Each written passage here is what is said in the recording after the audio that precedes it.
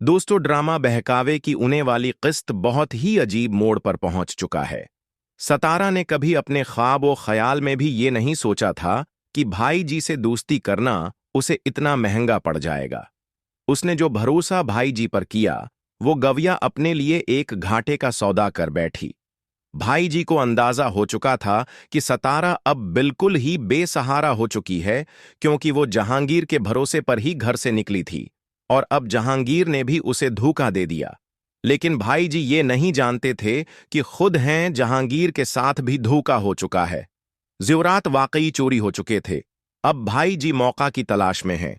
वो सत्तारा को डराते और धमकाते हैं और वही सब करवाना चाहते हैं जो वो हमेशा औरतों से करवाते आए हैं। भाई जी सतारा को पास बुलाते हैं और कहते हैं, मेरे पास एक बहुत बड़ी खबर है। आओ बैठो, मैं तुम्हें कुछ बताना चाहता हूं। जब सतारा बैठती है तो वो बताते हैं कि उनके कई जानने वाले पुलिस अफसरान हैं। आज थाने में एक रिपोर्ट देखी है जिसमें बताया गया है कि एक केस पर बहुत ज्यादा दबाव है। अगर उसे हल न किया गया तो पुलिस अफसरान की नौकरियां खतरे में पड़ सकती हैं। सतारा पूछती है कि वो केस क्या है। भाई जी कहते हैं कि एक औरत अपने महबूब के साथ रात के अंधेरे में भाग गई, पीछे अपने शवहर को कत्ल कर दिया और ज़ीरो पैसे भी ले गई। औरत का नाम सतारा और मर्द का नाम जहांगीर है, तो सतारा की तो जान ही निकल जाती है। वो भाई जी से गड़गड़ा कर कहती है कि वो उसे बचा लें। वो कभी पुलिस नहीं जाना चाहती। भाई जी उसे तसल्ली देते हैं कि वो उसे बचा लेंगे, लेकिन उसके बदले सतारा को वो सब कुछ करना होगा जो वो कहेंगे। सतारा फौरन मान जाती है और कहती है, आप जैसा कहेंगे मैं सब कुछ करूंगी, बस मुझे बचा लें। भाई जी बहुत खुश होते हैं, क्योंकि अब उनका कारोबार दिन दगना और रात चौगना होने वाला है। हालांकि हकीकत यह है कि ऐसा कोई केस हुआ ही नहीं, ज़बीर जिंदा है और ना ही उसने कोई रिपोर्ट दर्ज करवाई है। ये सब झूठ सिर्फ सतारा को काबू में रखने के लिए घड़ा गया है। सतारा अपनी किस्मत को कोसती है और सोचती है काश उसने ज़बैर के साथ बुरा सलूक न किया होता। उसे याद आता है कि ज़बैर उससे किस कदर मोहब्बत करता था, अपनी पहली बीवी जीनत को रसवा करता था और अपनी बेटियों से भी दूर हो गया था।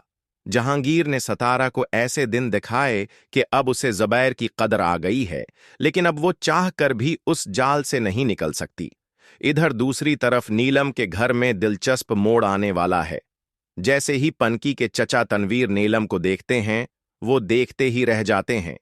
तनवीर छिप छप कर नीलम को देखते हैं जब वो पनकी के पास बैठी होती है और वो इस पर फदा हो जाते हैं। नीलम की नज़र भी तनवीर पर पड़ती है, लेकिन वो शर्मीली लड़की फौरन नज़र झुका लेती है। तनवीर को उसकी यही शर्म व हया बहुत पसंद आती है। ये सब कुछ तनवीर की भाभी देख लेती हैं और कहती हैं, बेटा, मुझे सब समझ आ रहा है, नीलम वाकई बहुत अच्छी लड़की है।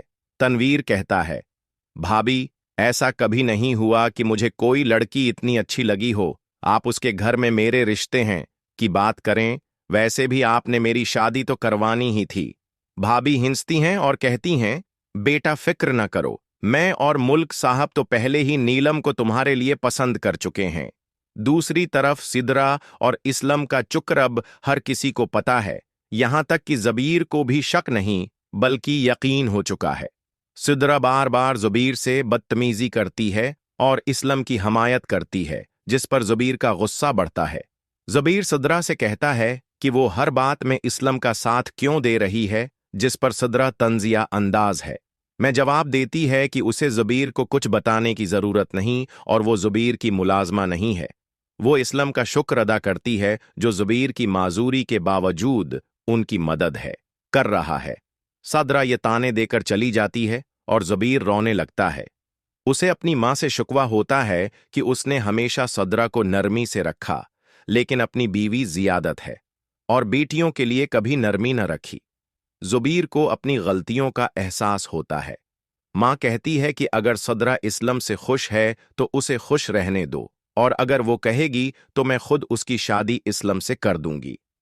तुम्हें उसके खिलाफ बोलने की जरूरत नहीं। ज़ुबीर को याद आता है कि उसने जियादत के साथ किया जुल्म किए, और सोचता है कि अगर जियादत जिंदा होती तो वो आज इतना न रोता। दूसरी तरफ वजीर इस्लम के रवैये से तंग आ चुका है। वो ज़बीर को जाकर बताता है कि इस्लाम हर औरत को दुकान पर घूरता है और उसकी नीयत ठीक नहीं, यहां तक कि सदरा भी उसकी नजरों का शिकार हो चुकी है। वजीर कई बार सुदरा और ज़ुबीर की मां को समझा चुका है, लेकिन कोई उसकी बात नहीं सुनता। ज़ुबीर कहता है, मैं अपाहिज किया हुआ, मेरी इज्जत भी खत्म हो गई। मैं वही ज़ुबीर हूं जिसकी एक आवाज पर पूरा घर उकठा हो जाता था। आज मैं चला चला कर सबको बुलाता हूं, लेकिन कोई मेरी शक्ल देखने को भी तैयार नहीं।